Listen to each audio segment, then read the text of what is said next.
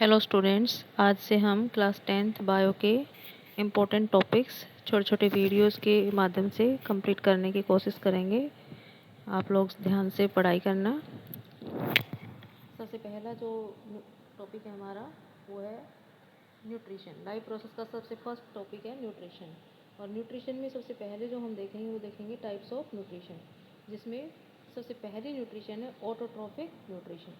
अब देखो, auto means होता है सेल्फ, यानी कि ऐसे ऑर्गेनिजम्स जो अपना फूड खुद प्रिपेयर कर लेते हैं, सेल्फ प्रिपेयर कर लेते हैं, इस तरीके को बोलते हैं ऑटोट्रॉफिक मोड ऑफ न्यूट्रिशन।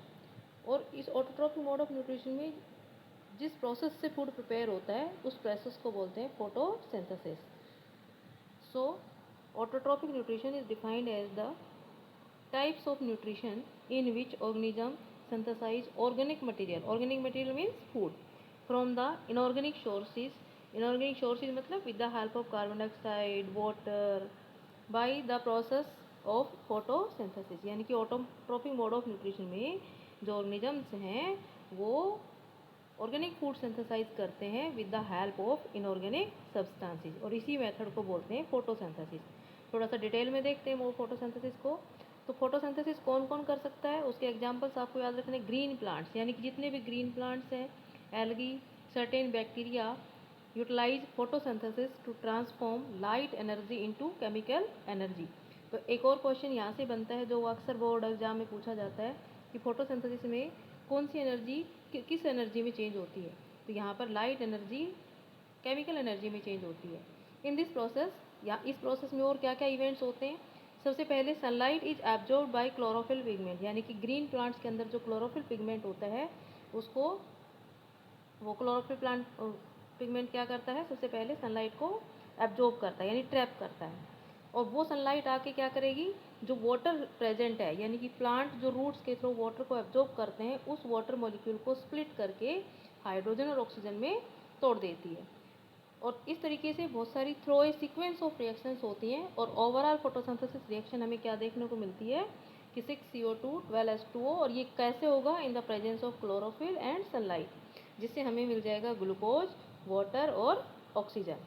तो यहाँ पर होता क्या है कि ये जो कार्बोहाइड्रेट बनी है इसको फिर यूटिलाइज किया जाता है किसके लिए, providing energy to the plant.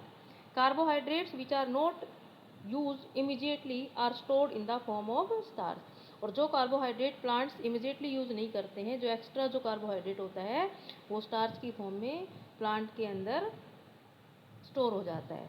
तो कई बार ये क्वेश्चन भी पूछा जाता है फूड किस फॉर्म में स्टोर होता है, तो किस फॉर्म में स्टोर होता है, स्टार्च की फॉर्म में।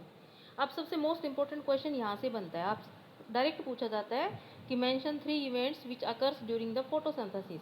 तो कौन कौन से 3 इवेंट होती हैं। सबसे पहले absorption of sunlight bye chlorophyll, यानी सबसे पहला इवेंट क्या होगा कि क्लोरोफिल सनलाइट को एब्जॉर्ब करेगा।